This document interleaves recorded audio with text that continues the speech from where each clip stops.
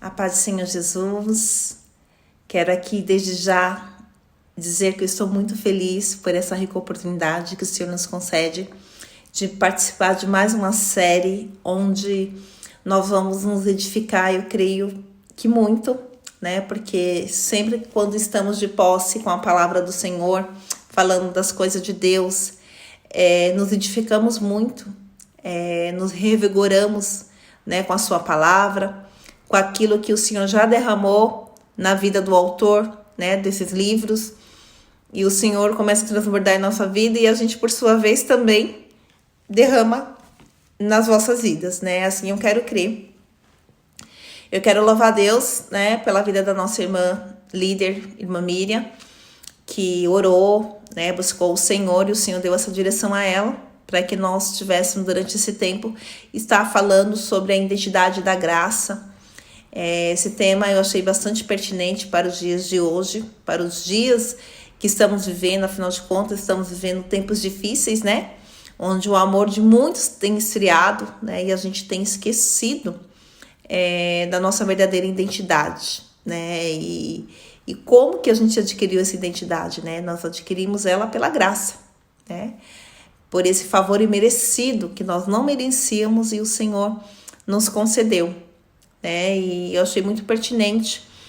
E a gente vai estar durante um período falando sobre isso, né? Através dos tópicos, né, que estão linkados nesse livro.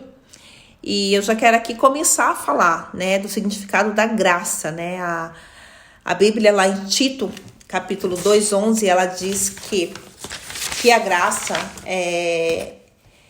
porque a graça de Deus se manifestou trazendo salvação a todos, né? Então a graça aqui para mim é uma das maiores definições, né? Porque a primeira coisa que a graça traz para as nossas vidas é a salvação, né? Uma vez que ela traz a salvação, ela nos livrou já da condenação e a gente não merecia esse favor e o Senhor, por meio da graça, nos concedeu, né? E nós temos então motivo de sobra para exaltar, agradecer e se firmar cada vez mais com o Senhor.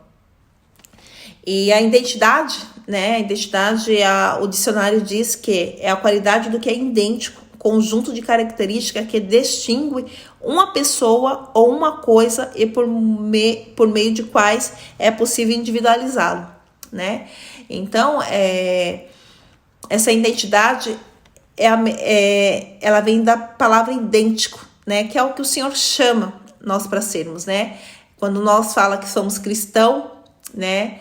A gente porque a gente é de Cristo, né? E logo, se a gente é de Cristo, a gente é idêntico a Ele. E se somos idênticos a Ele, temos que assemelhar a Ele, né? Porque Ele nos fez a semelhança dele. Então, e para a gente saber como Ele agiu, como Ele faz, como Ele age, a gente tem que estar diante das Escrituras, não é assim? Então, e essa identidade nós adquirimos ela através como? Através da graça de Deus, né? Pelo favor imerecido, como eu acabei de falar. Então, eu queria só dar uma pincelada, né? Para falar do que se trata esse livro. Para mim, estar falando disso agora, parece que é uma continuação da outra série que nós falamos. E olha que não tem nada a ver o autor um com o outro. Mas tudo, a palavra do Senhor, ela se encaixa perfeitamente, né? Porque os dois temas, ele traz um sentido, assim, um propósito para a nossa vida aqui na terrena. Nós não estamos aqui por acaso, né? A gente há um sentido, né? Então, esse livro também ele vai estar falando de propósito, o sentido da nossa vida aqui, como que devemos proceder. Então, assim, vai ser um tempo muito bom. Você é nosso convidado e eu creio que você será muito edificado durante esse tempo. Amém? Então, a gente vai estar falando por tópico. E o primeiro tópico que vai ser falado aqui vai ser: eu sou amado do Pai. Não? Olha que expressão maravilhosa, né? Eu acho que é uma declaração que a gente tem que acordar todos os dias e declarar: eu sou amado do Pai, né? E então, quando a gente está falando aqui de amor, né? De amado, de amar, nada mais do que nunca a gente deveria estar lendo a expressão de amor mais linda que tem lá, que foi inspirada pelo Espírito Santo de Deus sobre a vida ali do apóstolo Paulo, quando ele declarou o verdadeiro amor ali em 1 Coríntios, capítulo 13, versos 1, né, que diz que ainda que eu fale a língua dos homens e dos anjos, se não tiver amor, serei como um bronze que soa ou como símbolo que retine, né?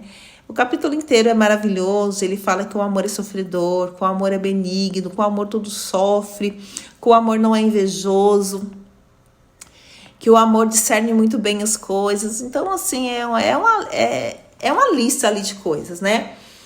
E o autor aqui do livro, ele fez um comentário que se a gente não interpretar bem essa passagem, a gente às vezes acaba saindo frustrado, né? Porque o inimigo se utiliza disso para falar que a gente é incapaz de viver aquele amor, né? Que nós somos incapazes. Mas ele fez uma colocação aqui que eu gostei muito, né? Que ele falou assim, deixa eu só achar aqui, irmãs, rapidinho. Ai, que acabei me perdendo. O assunto que vinha sendo tratado pelo apóstolo Paulo antes desse capítulo era em relação aos dons da igreja, né? E aí, porque assim, antes de Paulo entrar lá no capítulo 13, falando do amor, no final do capítulo 12, ele fez um comentário, né, de que amor que ele estava falando, né? Aí foi lá no 1 Coríntios 12, 31, que ele falou assim: e eu passo a mostrar-vos ainda um caminho sobreexcelente. E esse caminho nada mais é que era o amor, né? Que ele estava ali comentando para os irmãos ali em Coríntios, né? Falando, dando direção para eles, né? Que eles deveriam seguir esse amor, né?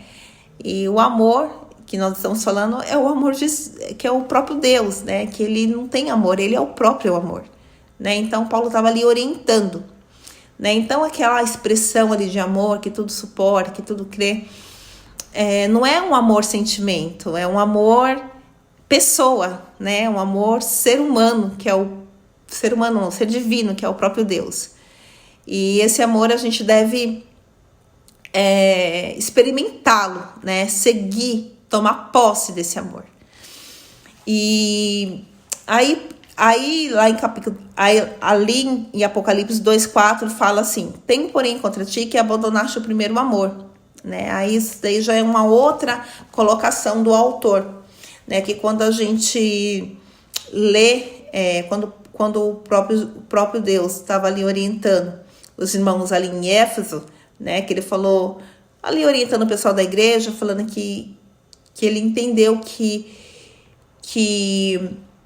o povo ali tinha abandonado o primeiro amor, né? Que é outra colocação também que a gente às vezes interpreta mal.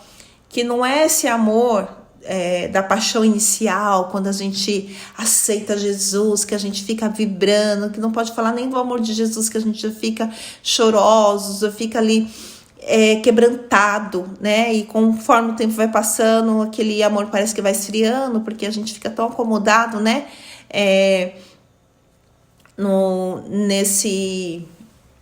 Nesse sentimento, digamos assim. O autor fala que essa sensação, né, que a gente parece que perdeu ali o primeiro amor, não é... A gente vai sempre sentir isso se a gente olhar para nós mesmos, né? Porque ele fez uma colocação aqui que eu amei. Ele falou assim: no entanto, isso é um engano. Iremos falhar todas as vezes que olharmos para nós mesmos, pois todas as vezes que olharmos para o nosso amor, nosso próprio amor, seremos falhos e débeis. Não podemos segurar ele. A Bíblia explica a própria Bíblia. E este é um princípio básico da hermenêutica. A Bíblia mostra que nós amamos porque ele nos amou primeiro, né? Então, esse amor que está falando é o amor que vem do próprio Deus, o amor que é o próprio Deus. Ele não tem amor para dar, ele é o próprio amor. Então, ele nos amou. A gente está falando isso desde o início, né, da graça, né? Por isso que o livro chama Graça. Que no texto áureo da Bíblia, que se encontra lá em João 3,16, que Jesus amou o mundo de tal maneira que deu seu Filho único, unigênito, para que eu e você não morresse, mas para que nós vivêssemos e tivéssemos uma vida com abundância, né? E então, ele que nos amou primeiro, né? Então, assim, a gente realmente, se a gente for lá, como eu estava falando lá naquele amor que o Paulo, o apóstolo Paulo descreve lá em 1 Coríntios, a gente verdadeiramente, se a gente olhar ali, versículo por versículo, com certeza a gente não vai conseguir viver aquele amor, né? Porque o nosso amor é cheio de limitações, ele é pequeno, né? Ele não tem essa firmeza, não tem essa pureza, né? Ele não é um amor na própria essência, né? Como eu acabei de dizer, nosso Deus, ele não tem amor, ele é o próprio amor. Então, ele realmente suporta todas essas coisas, né? Então, realmente, a gente não tem que olhar para o nosso amor. A gente tem que olhar para o amor de Deus para nós, né?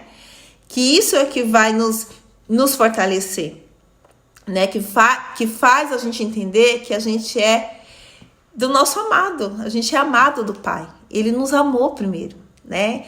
Então, a gente queria iniciar com isso para a gente entender por que você tem que declarar todo dia que você é amado do Pai. Porque Ele te amou primeiro, né? Ele te escolheu, Ele te amou com todas as suas falhas, você não merecia coisa alguma. E Ele te amou simplesmente por decidir te amar, porque Ele é o próprio amor, né? Então, quando o inimigo colocar na sua mente que você é incapaz de amar daquela maneira como descreve ali em 1 Coríntios 13, né? Não se deixe abalar com isso, não, porque verdadeiramente a gente não consegue mesmo, porque a gente não tem esse dom. Esse dom vem do Pai das Luzes, que Ele tem esse amor, Ele é o próprio amor, né? O que nós temos que fazer é progressivamente, cada vez, buscar esse dom para as nossas vidas, assim, todos os dias e melhorando dia após dia. Ontem ser melhor do que hoje, amanhã ser melhor do que hoje. É sempre assim. Então, dessa forma, o primeiro amor não é o meu primeiro amor, mas o amor de Deus, né? Esse é o motivo porque muitos não desfrutam o melhor de Deus. Eles focam no seu amor, digo, sentimento, ao invés de focar e crer no amor de Deus, o primeiro amor, né? O primeiro amor. Esse é o primeiro amor. O amor que está no texto áureo da Bíblia, que é João 3,16. Esse amor que não te cobrou nada, que pagou um preço absurdo, o mais caro, por mim e por você. Né? Eu tenho vivido esse versículo na minha vida. Todas as vezes que eu estou sofrendo alguma migalhas na minha vida, eu lembro que eu sou amado de Deus. E eu lembro, Jesus, tu não morreu na cruz, tu não pagou aquele preço caro para que eu tivesse essa vida com migalhas, não. Olha, essa área da minha vida tá com migalhas. Eu não aceito. O Senhor morreu na cruz do Calvário para que eu tivesse vida e vida com abundância. Então, assim, declare isso sempre na sua vida, né? Não vamos viver assim, frustrado, olhando para esse amor tão pequeno nosso, que é totalmente voltado a sentimento, né? Não voltado à decisão. Porque a gente tem que viver um amor que é voltado à decisão, um amor decidido. Decidir amar, independente da circunstância, independente do que fizeram, do que foi feito. Esse é o amor que a gente deve viver, porque esse não vai deixar a gente frustrado. O autor comenta aqui também que nenhum amor dá para ser comparado com o amor desse Deus maravilhoso, né, que é o próprio amor. Né? Ele fala aqui dos 3 amores, né, que é o Philos, o Eros e o Ágape, né? Só para conhecimento aqui, o Eros é o amor sexual, né? Que é o amor do esposo para com a esposa, né? O Philos é o amor fraternal, mãe com o pai, amigos, né? Um com o outro. E o amor Ágape, né? Que é o amor divino, que é um amor superior, né? Só tem um que assemelha, né? Que é o amor de uma mãe para com o filho, né? Mas ainda assim não se compara, né? Porque quantas mães abandonam seus filhos, quantas mães esquecem seus filhos, né? E o Senhor não, o Senhor nem um momento. O amor dele, ele é capaz de tudo por mim, por você, né? E porque ele nos ama tanto que ele fez o que fez, né? Para que eu e você tivesse vida, né? E Deus faz questão da minha vida e da sua vida. A gente não é um tanto faz, o Senhor faz questão. Então esse amor, ele é capaz de tudo isso. Então, assim, só para fechar isso, né, porque eu queria já entrar no tópico, né, falando que eu sou do meu amado, né, sou amado do Pai, e é por essa razão que que eu acabei de falar aqui, que eu linkei aqui, que a gente tem que declarar que é amado do Pai. Agora vamos para um subtópico. Como posso crer que Deus é Pai? Vou ler aqui uma frase que o autor escreveu. Ele falou assim: creio que essa questão é muito relevante. Em primeiro lugar, pela sua grandeza e afirmação. Já não é fácil acreditar que Deus existe, muito mais que Ele é Pai. Não desejo fazer uma apologia, nem mesmo tenho interesse de provar que Deus existe, porque se isso não fosse uma obra dele em nós, dificilmente acreditaríamos em sua existência. Simplesmente creio que tudo parte dele e é ele que nos dá uma medida de fé para crermos na sua existência, né?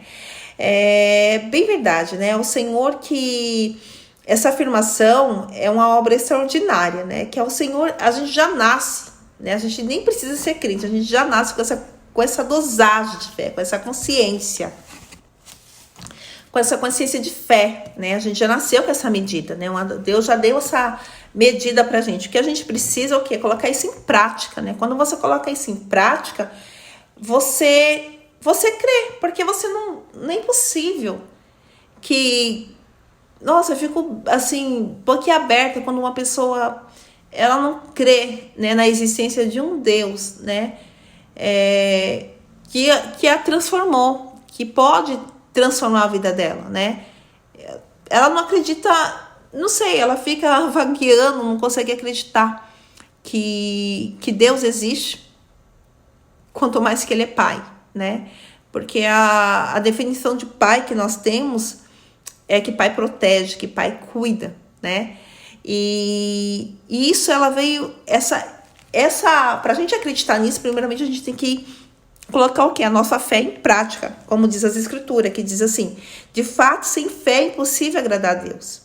Porquanto é necessário que aquele que se aproxima de Deus creia que Ele existe e que se torna galardoador daqueles que o buscam, né? Então, primeiramente, você tem que colocar a sua fé em ação, né? Pra gente crer que Deus é Pai, né? Eu já comentei aqui com vocês que eu tinha isso muito distorcido, né? Eu acredito que muita gente já teve isso também muito distorcido, essa questão de ver Deus como Pai. Mas muitas das vezes isso acontece quando a gente tem, por exemplo, né? A gente, sendo criança, a gente teve isso disturpado de nossa vida, né? O nosso pai físico não se comportou como um pai, não foi um pai pra gente. Então, a imagem de um pai que não nos protege, que não nos cuida, não ama a gente, né? Pelo contrário, despreza, rejeita. Então, eu sempre criei em Deus, como eu acabei de falar agora. O Senhor já coloca essa medida de fé na gente. Por mais, tem pessoas que falam que não crê, que não sei o que, né? Como eu acabei de dizer agora.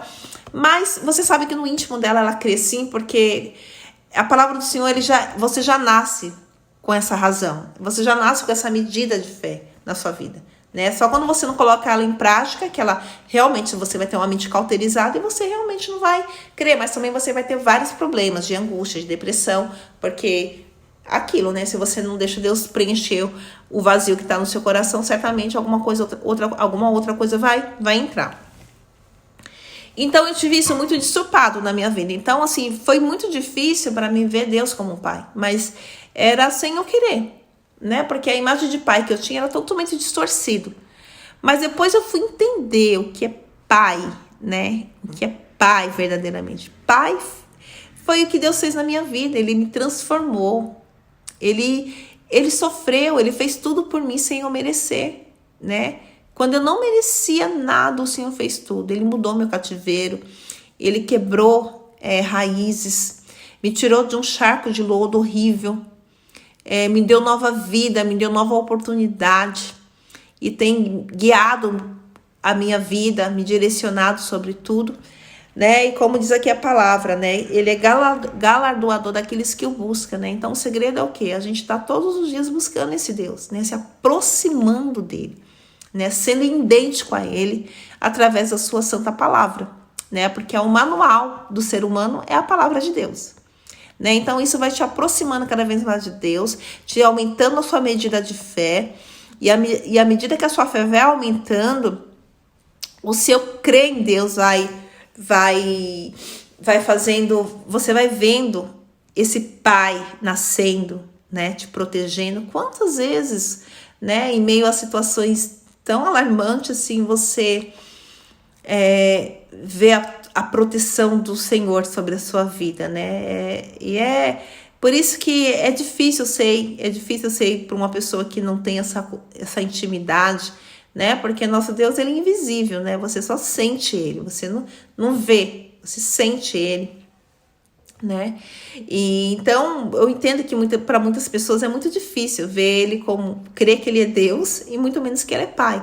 Mas para você ver, você tem que colocar sua fé em prática, né? Buscar ele, se aproximar dele, para você receber esses benefícios, né? Porque ele começa a te galardoar, né? Te enriquecer com as bênçãos, né? Porque a Bíblia fala que lá em Isaías 59, versículo 1, se não me falha a memória, que as mãos do Senhor, ela está estendida o tempo todo para te abençoar. E os seus ouvidos estão atentos para te ouvir, né? Então, Deus, desde o início, ele quer ter um relacionamento com o homem, né? O tempo todo o Senhor, ele quer ter um relacionamento comigo e com você, né? Porque ele te chama de filho, né? Ele é pai, né? Você é amado do pai, né? Então, a gente tem que crer que esse Deus é pai. E um pai que protege, um pai que corrige também seu filho, disciplina seu filho, cuida do seu filho, quer abençoar, né? Ele quer que você tenha em todas as suas áreas uma vida de triunfo, uma vida de abundância, não uma vida de migalhas, né? Foi para isso que ele pagou um preço tão alto e tão caro, né? Para sua vida. Então, a gente precisa estar o tempo todo colocando essa fé em prática, né? Para que a gente veja, né, esse Deus como um pai. E uma vez quando você sente que seu pai está próximo de você, você se sente muito acalentado, protegido, né? Abraçado por ele, por esse paizinho querido. Mas a gente tem que trazer isso sempre para o lado espiritual, né? A Bíblia fala que Deus, ele tanto nos criou quanto ele nos gerou, né? Fomos criados por Deus como raça humana, né? O Senhor nos criou como raça humana, né? Mas o novo nascimento, né, se dá quando somos gerados por ele, ou seja, né, quando a gente levantou as mãos para Cristo, quando nós decidimos ser cristão, ser Cristo, né, ter essa identidade de Cristo, servir a ele, ser imitador dele, a gente foi gerado por ele, né? Logo, uma vez gerado, somos filhos, entendeu? Primeiro a gente foi criado e depois a gente foi gerado, né? E isso ocorre pelo poder de Deus no momento em que aceitamos a obra maravilhosa da redenção. Quando eu ordeno ao meu coração que creia na redenção da cruz, o Espírito Santo opera uma obra poderosa em mim. E essa obra é o novo nascimento, né? Então, se você não nasceu de novo, você precisa nascer de novo, né? Você precisa reconhecer que Jesus ele quer te salvar, ele quer te dar uma nova vida, porque ele que te criou, você é feitura dele, ele te criou, mas ele quer te gerar agora, ele precisa te gerar, e ele vai te gerar quando você decidir, aí é uma decisão sua, uma escolha sua, de aceitá-lo, viver com ele, aí você vai ver o seu pai cuidando de você, você vai sentir. Porque mesmo eu falo, porque eu quando não conhecia Jesus já cuidava de mim. Por quê? Porque eu já era a criação dele. Né? Agora, quando você se aproxima dele, Quando você quer viver, ser gerado, né, por ele através desse novo nascimento, quando você morre para o mundo, morre para as coisas dessa vida e quer viver uma vida com Deus, você está sendo gerado e você passa a ser filho amado dele, né? E o Senhor te convida para isso, né? Tem uma passagem na Bíblia, lá de Nicodemos, que ele fala: como pode um homem nascer sendo velho, né? Pode porventura voltar do ventre materno e nascer a segunda vez, né? Porque realmente muita gente às vezes não entende esse negócio de ser criado e gerado, né? Aí Jesus respondeu dizendo assim: em verdade te digo, quem não nascer da água e do Espírito não pode entrar no reino de Deus. O que é nascido da carne é carne, né? E o que é nascido do Espírito é Espírito. Não te admires se eu dizer, importa vos nascer de novo. Pois, segundo o seu querer, ele nos gerou pela palavra da verdade, para que fossemos como primícia da sua criatura. Então, é uma oportunidade maravilhosa que o Senhor nos concede. É o tempo todo, é a oportunidade sobre a oportunidade, né? O Senhor, ele nos criou e depois ele nos dá a oportunidade de escolher se a gente quer ou não isso, né? E ele fala que para a gente escolher aquilo que é bom para nós, né? Ele linka assim um monte de benefícios, né, e de malefícios. Depois ele ainda orienta você a escolher os benefícios. Então, ele faz isso por quê? Porque ele criou seres pensantes, né, seres com razão própria, né, para tomar as melhores decisões. Ele nos criou inteligente, né? Então, se você quer ter uma vida transformada, se você quer ser filhinha do papai, você tem que ser gerado de novo, você precisa nascer de novo, né? E Deus, assim, ele orientou aqui Nicodemos, que ele não estava entendendo. Ele falou: mas como assim? Como que eu vou nascer de novo? Eu já sou grande. Como que eu vou entrar de novo na barriga da minha mãe? Aí o Senhor falou que se nascer de novo é você nascer na água do Espírito, né? Você abrir mão da sua natureza caída, abrir mão dos desejos dessa carne corrompida e viver no Espírito, né? E para você viver, você precisa alimentá-lo, né? Alimentar. Aí você vai tornar forte, aí você não vai ter mais prazer, você vai ter repugnância das coisas desse mundo. Você não vai querer. Você vai ouvir uma música mundana, você vai querer sair de perto. Você vai se constranger, você não vai querer estar perto, né? E isso é um novo nascimento, porque você começa a ser gerado em Deus, você começa a querer as coisas que vêm do Senhor, né? E aí Deus está te convidando para isso hoje.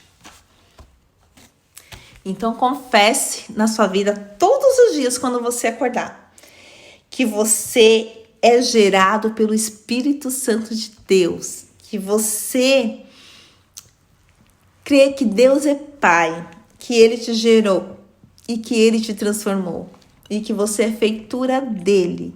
Todo dia você declara isso. Todo dia convença o seu espírito disso, que você foi gerado pelo Senhor. Eu quero estar lendo também aqui, a gente vai ler bastante Bíblia hoje, viu?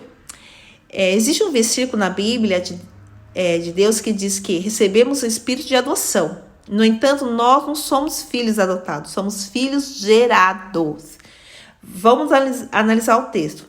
Assim como nos escolheu nele antes da fundação do mundo para sermos santos e irrepreensíveis perante ele em amor, nos predestinou para ele e para a adoção de filhos por meio de Jesus Cristo, segundo o beneplácito da sua vontade. Então, é só para finalizar, né, essa parte aí de que como posso crer que Deus é Pai? A gente pode crer porque foi Ele que nos gerou, né? Nós através nós somos na realidade, né, adotado filhos por meio de Jesus Cristo, né? Mas nós somos gerados a partir do momento que a gente decidiu, né, conviver com Cristo. Então, por isso que a gente tem que crer que Ele é o nosso Pai, porque nós somos gerados por Ele, né? Através do sacrifício de Jesus Cristo, nós fomos adotados, né? Depois gerados por Ele. O segundo subtópico diz: como posso ter certeza que Deus me ama? Né? Vou estar lendo o versículo, como eu disse, a gente vai estar lendo muita Bíblia. Que diz assim: no princípio era verbo, e o verbo estava em Deus, e o verbo era Deus, e ele estava no princípio com Deus. Todas as coisas foram feitas por intermédio dele, e sem ele nada do que foi feito se fez. Porque dele, por ele e por meio dele, todas as coisas, a ele, pois a glória eternamente. Amém. Né? Esses dois versículos referem-se a Cristo, né? Então, Deus, se a gente for pensar assim, né, olhar para nossas falhas, olhar para os nossos erros, as nossas fraquezas, as nossas caídas, né, as nossas limitações, a gente realmente vai ficar com dúvida, como posso ter certeza que Deus me ama? Né? Aí vem a resposta, assim, Deus, ele não ama, assim, a gente, né, se a gente obedecer, ou se a gente for leal. Na realidade, Deus, ele ama porque ele ama Cristo, ele ama o Filho dele, Então, se você está em Cristo, automaticamente ele te ama, né? Então, esse é o significado. Ele ama a Cristo, ele nos ama por intermédio do Filho dele. Por isso que até as nossas orações, elas são atendidas quando a gente faz a oração e no final a gente fala em nome de Jesus, em nome do seu Filho amado, né? Do seu único Filho, né? Então, o Senhor, a gente tem essa certeza porque ele ama Cristo. E uma vez que nós estamos em Cristo, ele automaticamente nos ama. Então, a gente tem que ter essa convicção dentro da gente. Em Efésios 1, do 3 ao 6, diz assim: bendito Deus Pai, nosso Senhor Jesus Cristo, que nos tem abençoado com toda sorte de bênção espiritual nas regiões celestiais em Cristo, assim como nos escolheu nele antes da fundação do mundo, para que sermos santos e irrepreensíveis perante a ele. Em amor nos predestinou para ele, para a adoção de filhos por meio de Jesus Cristo, segundo o beneplácito de sua vontade, para louvor da glória de sua graça, que ele nos concedeu gratuitamente ao amado. Porque em Cristo somos abençoados, somos escolhidos, separados por Deus, herdeiro de Deus, para louvor da glória do Pai, né? Dessa forma gratuita, né? Então, a Escritura nos mostra que fomos revestidos em Cristo, né? Nós somos revestidos em Cristo, porque todos quanto fossem batizados em Cristo, de Cristo fossem revestidos, né?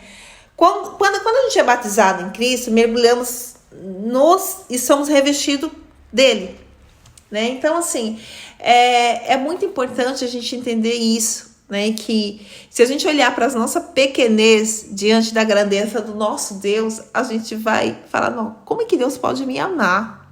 Não tem como. Então, o que você tem que fazer? Você tem que olhar e entender que ele ama a Cristo.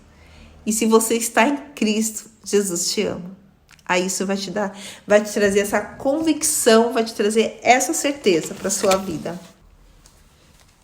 Então, sendo assim, lembre-se que você faz parte do plano de Deus, né? A gente até falei no início que parece uma continuação do Uma Vida com Propósito, né? Você foi feito, você foi escolhido, você foi planejado, né? Então isso faz você acreditar que quando você é uma obra-prima do Senhor, né? Você foi gerado por ele, né?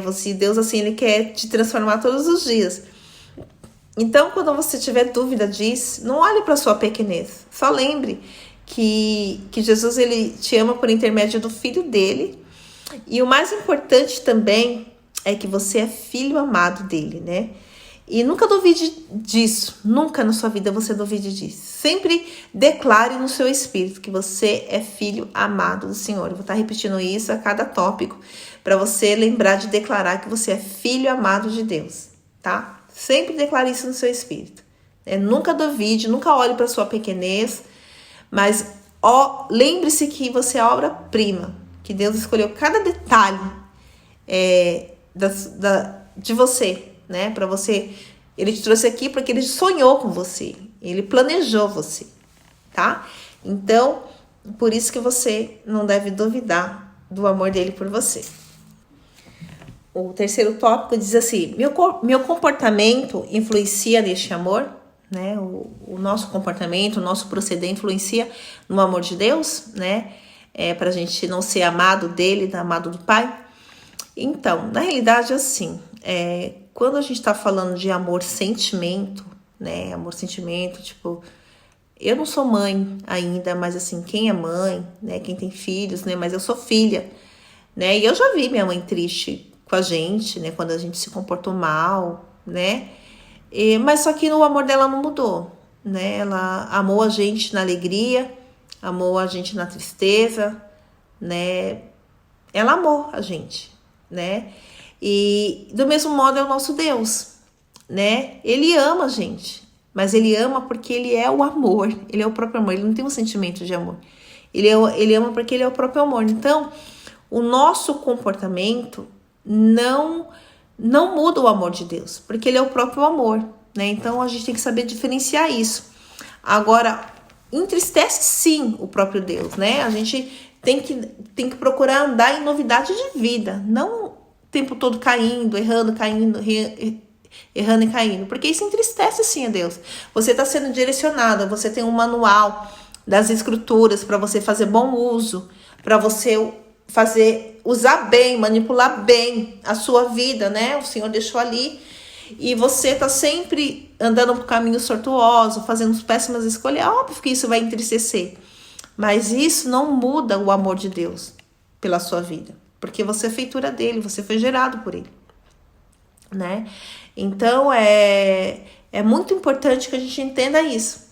Porque tem pessoas que ela cai e ela não quer nem se levantar mais. Fala assim, não, eu já pequei, eu já falei tanto, agora Deus não me ama mais. Agora nem adianta mais. Eu já vi, assim, eu tenho familiares que é de uma determinada denominação e eles acreditam que uma vez que você cai, comete algum pecado assim que eles julgam ser terrível, eles caem no mundão mesmo, não tá nem aí mais, porque para eles não tem mais jeito. É assim que eles pensam. Mas o amor de Deus não é assim, né? O amor de Deus, ele é sofredor. Ele discerne bem as coisas, ele perdoa. Ele não é invejoso, ele não maltrata. Ele é benigno, esse amor, né? Como diz lá em 1 Coríntios 13, quando a gente leu no começo. Esse amor, ele suporta. A Bíblia fala que o cair é do homem, mas o levantar é do Senhor, né? Então, o nosso comportamento não interfere no amor, digo, o próprio amor, né? Que é Deus. Agora, no sentimento, interfere, como qualquer pessoa, né? A gente que é ser humano, a gente interfere sim, a gente fica sentido. Mas o amor do Pai é diferente, ele é o próprio amor. Né? Ele nos levanta, se a gente cair, ele nos levanta novamente e ele vai nos orientando até a gente se tornar pessoas o quê? Puras, limpas, né? Porque essa é a intenção de Deus, cada dia nos limparmos, né? E até se tornar dia perfeito. O quarto tópico aqui diz: Deus faz acepção de pessoas? A resposta é não, né? Eu já li ali em João 3,16, que é o textuário da Bíblia, que Deus amou ao mundo de tal maneira que deu o seu Filho unigênito para que todo o que nele crê, né, não pereça, mas tenha vida eterna. Todo. Então tem pessoas que a gente... Quantas vezes, não sei se vocês já ouviram, pessoas falando, nossa, mas se Deus amasse as pessoas lá da África, as pessoas ali da Praça da Sé... aquelas pessoas que estão em estado de miséria, elas não estariam passando aquilo, porque cadê o amor desse Deus que faz com que essas pessoas passem isso? A Bíblia é bem clara aqui, que Deus amou o mundo inteiro de tal maneira, que ele deu o seu único filho, para que todo aquele que nele crê, né? Eu falo, porque eu trabalho aqui na Praça da Sé, quantas vezes a gente vai evangelizar aquelas pessoas, elas estão com o seu coração endurecido, elas não querem saber, né, desse Deus. Elas preferem continuar naquela vida ali de migalhas, de miséria. Não querem. São escolhas da vida, né? A gente não sabe. E há situações na nossa vida também que a gente passa certos processos e a gente quer questionar o amor de Deus. E muitas das vezes o Senhor está ali forjando em nós um caráter, está ali forjando em nós um comportamento, né? Para que nós nos tornamos aquilo que Ele gostaria que nós somos, né? E muitas das vezes a gente passa situações, dificuldade por conta da nossa desobediência, por conta da nossa ignorância, né? Acerca daquilo que o Senhor tem para nossas vidas, né? Acerca daquilo que o Senhor tem na nossa vida, porque cada um de nós somos chamados aqui para um propósito, né? E um propósito de ter uma vida de bênção, né? E muitas das vezes a gente faz escolhas erradas por conta da nossa natureza caída. E aí a gente paga o preço e a gente às vezes quer questionar o amor de Deus, achando que Deus a gente fica nos comparando. Ah, mas para aquela pessoa tem isso, tem aquilo, parece que tudo na vida dela é certinha. E na minha vida sempre eu passo isso ou aquilo. E não fica se comparando, porque você não sabe. De repente o que você está vendo ali parece que é mil maravilha, mas você não sabe o processo dela, você não sabe se ela está vivendo no travesseiro dela, quando ela vai dormir, se ela está vivendo realmente aquilo que ela está aparentando. Né? Quem conhece o profundo e o oculto de cada coração é Deus. Então a resposta aqui é: Deus não faz acepção de pessoa. Então sempre leia ali em João 3,16: Deus deu o seu único filho para todos que nele crêem, né? Vivesse o que há de melhor e para que todos fossem salvos, né? A intenção de Deus é que ninguém se perca, mas pelo contrário, é que todos cheguem ao lugar de bênção, ao lugar de triunfo, que é os altos céus.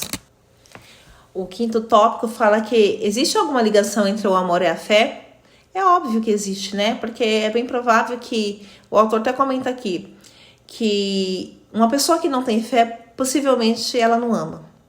Ou vice-versa. E uma pessoa que não ama, ela acaba não tendo fé. Então, as três coisas ligadas, né? Junto, que é a esperança, a fé e o amor. Né? E no último versículo 13 diz assim: agora, pois, permaneçam a fé, a esperança e o amor, estes três, porém o amor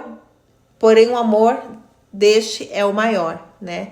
Então, assim, a ligação entre o amor e a fé, elas estão ali unidas, as duas caminham uma com a outra. Se você ama, né, esse amor que é o amor puro, que é o amor de Deus, automaticamente você tem fé.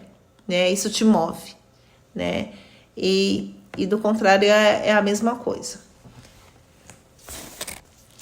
Então, sendo assim, creia no amor de Deus e você terá uma vida cheia de fé. E essa fé vai te mover para você trilhar caminhos maravilhosos, né? O autor está te convidando aqui a confessar todos os dias o quanto você é amado por Deus. Essa é a principal verdade sobre o nosso relacionamento com Ele. Tome essa verdade e apegue-se a ela e desfrute desse amor maravilhoso que é o amor do Pai por você, né? E uma confissão que ele deixa aqui pra gente se encontra ali em Romanos 5,8. Mas Deus prova o seu próprio amor para conosco pelo fato de ter Cristo morrido por nós, sendo nós ainda pecadores. Né? E aí ele deixa um texto que creio que foi uma oração que ele deixou pra gente declarar no nosso espírito, que diz assim: Senhor, tu não necessitas provar mais nada para mim. O Senhor já provou o seu amor na cruz do Calvário. Lá o Senhor morreu por mim em meu lugar. Tomou o meu pecado e me deu a tua santidade. Seu amor foi derramado na cruz. Comprou-me pelo seu precioso sangue, o preço que eu mesma tinha que pagar. Hoje eu sou amado, em qualquer circunstância eu sou amado. Seu amor não depende de mim, mas do amor que o Senhor tem pelo seu Filho, né? Como a gente falou ali, o amor do Senhor não depende da gente, mas o amor que Deus tem pelo Jesus Cristo. E Ele é o amado. E o Senhor me colocou dentro dele, como o Senhor o ama, o Senhor me ama da mesma intensidade. Amém? Então, que essa seja uma confissão para a sua vida. Então, declare na sua vida: eu sou amado do Pai. Que Deus abençoe a sua vida. Muito obrigado por esse tempo que passamos juntos. Ouça até o final, eu sei que ficou um vídeo longo, mas se fez necessário, porque é muita coisa, isso porque a gente resumiu bastante, tá bom? Então Deus abençoe e lembre-se, você é amado do Pai.